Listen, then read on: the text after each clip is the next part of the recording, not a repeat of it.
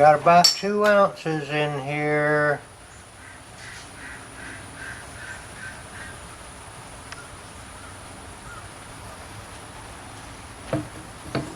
This is our first try with Delft clay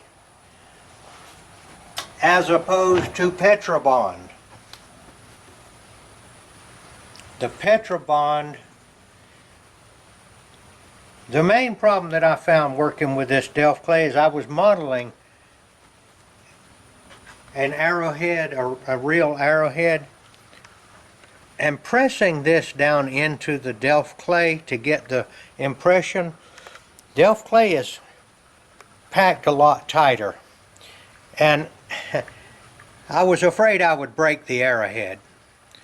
The Petrobond is looser material, and you know, it's easier to press a delicate. Now if this was real, you know, something that wouldn't break, I could have really put some pressure on it, but I was afraid to. So that's a con of the Delft clay if your model is rather delicate. Although I did work with it and I used my hands a lot more, but it's a lot more work. Alright, we're going to get this thing out here. I have gotten a little more clever at, it's pretty warm.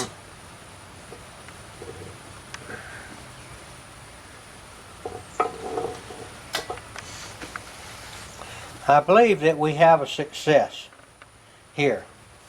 That looks pretty darn good there. And I did make, now they also say, whoever they are, says that you need more air vents so that the silver will flow and won't get clogged up with the Delft clay. So I made 2 different places where the silver could go, and the air would escape. One here and one there. This was 2 ounces. It looks to me like the arrowhead's going to take about 1.5 ounces. Okay, it's still quite hot, but it's not hot on the cast iron here. So now I can take it out.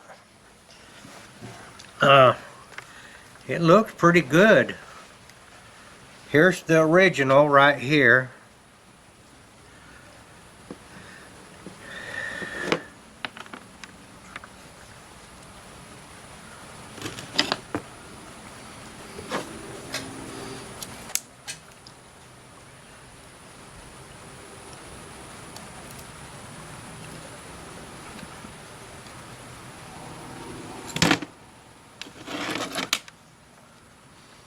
There's a little bit of black here that you have to supposedly discard that.